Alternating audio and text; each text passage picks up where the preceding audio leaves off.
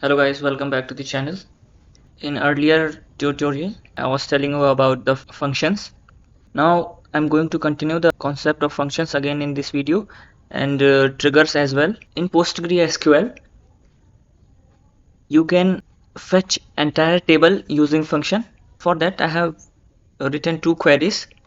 One by one, we will see how we can fetch the tables. So for that, write create function, name your function, and if you want any input variable, you mention it here with the data type. Okay.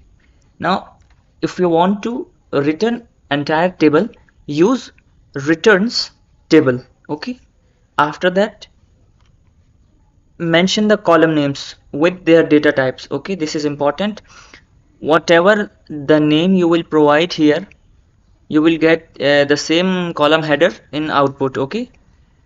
So for that, I have given first column ID, second emp name, third emp depart, and fourth one is salary. After that, use language PLPGSQL as. After that, you have to make a begin end block. Here, first the command is return query. Okay, if you want to fetch the table, you need to use first return query. Okay, after that, here you create your logic. I have given a simple logic: select employee ID, name, department, salary from employees 1. I'm using employees 1 table. Okay, you already know what is employees 1 table, where employee ID is equal to emp ID. Emp ID is my input. Okay, and employee ID, this column belongs to employees 1 table. Okay, so this was the logic. After that, end the block, $, and again close it. Now we are going to execute this. Query returned successful. Now what we are getting from this function, I show you what. Select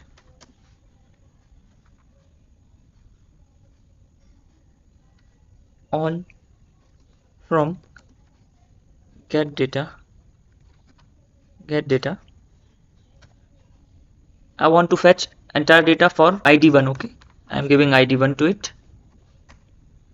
We will see what we get.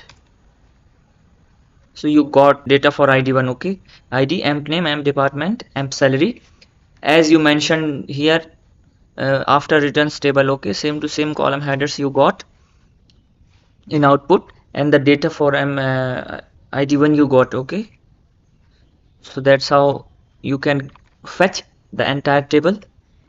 And here you use returns table. Okay, after that you mentioned column names. Okay, but we have one more technique where we do not provide column names. We just use SETOF as it is create function get data1, your input variable. After that you use returns, use SETOF employees 1. After SETOF you need to mention your table name, and everything is same to same. Here I'm using select all from employees 1. This is my logic, where employee ID is equal to emp ID. This is you already know. We are going to execute this. Query returned successfully. Now get data1. Earlier it was get data, now it is get data1. I'm going to show you how get data works.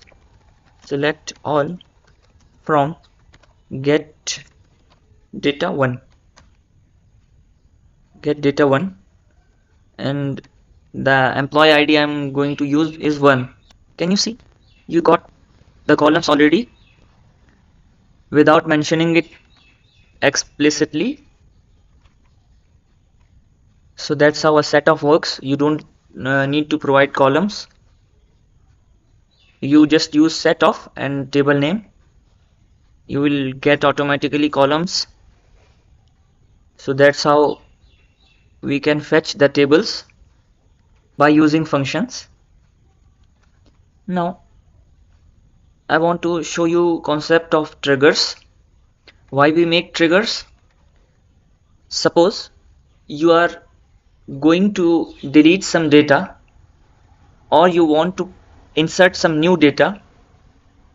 So you want to see backup of that data which you are going to insert or delete in a separate table. So when you insert data, it will be inserted automatically in some other backup table, okay, by using triggers.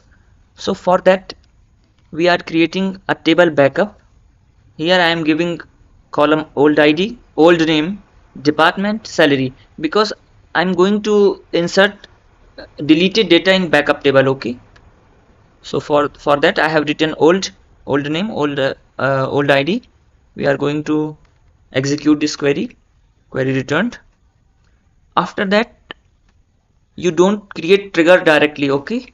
In PostgreSQL, if you want to use trigger, you need to create a function for trigger, okay. So what I have written, let's see, create function deleted data backup. This is my function name. What I'm doing here, returns. After that you need to mention trigger, okay, returns trigger, because this is trigger related function. So I'm using trigger here, language as you already know. Now what we are doing, insert into backup. You already know we are going to insert deleted data in backup table. So for that I have used insert into backup table. You already know we have mentioned these names in backup table. We'll use old dot, you need to use old dot employee ID, old dot name, old dot department, and old dot salary.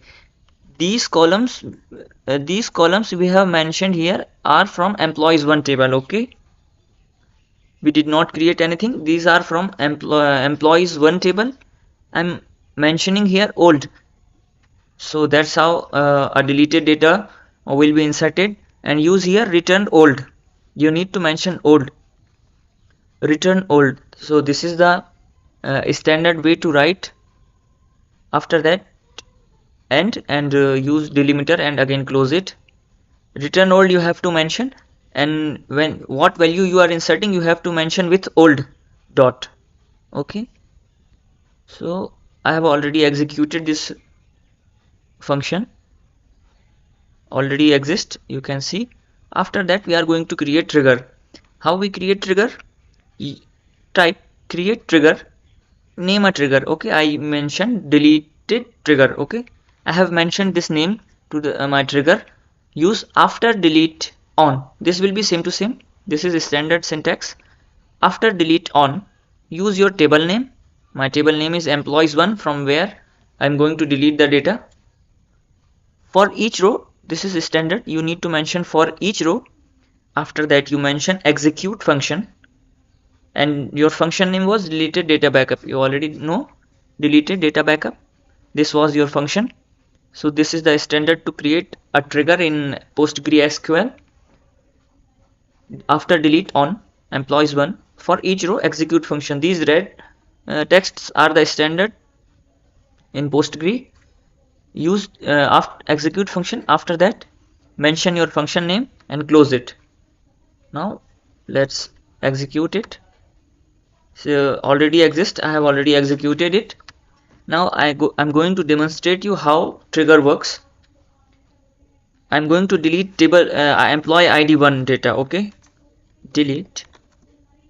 So I want to show you first my employees table. Select all from employees 1.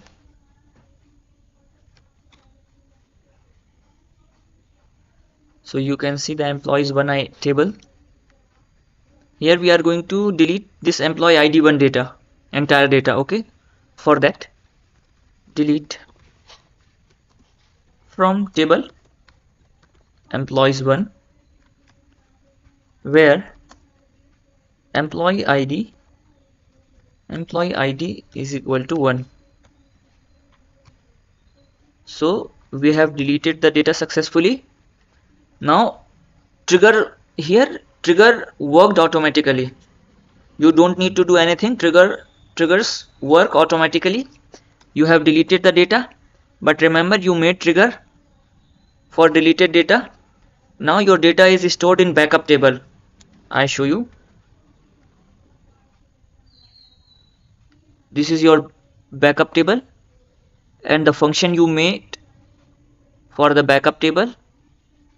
Now I show you your data is in backup table. Okay, select all from backup.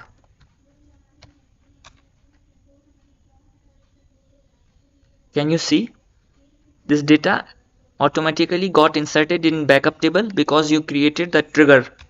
That's how trigger works. And I want to show you the employees table. The data got deleted. Definitely it got deleted. Can you see ID1 has been deleted from employees 1. So that's how functions and triggers work together. So this is very important concept. Watch this video many times until you understand the concept of these triggers and functions. It is enough for today. Thank you.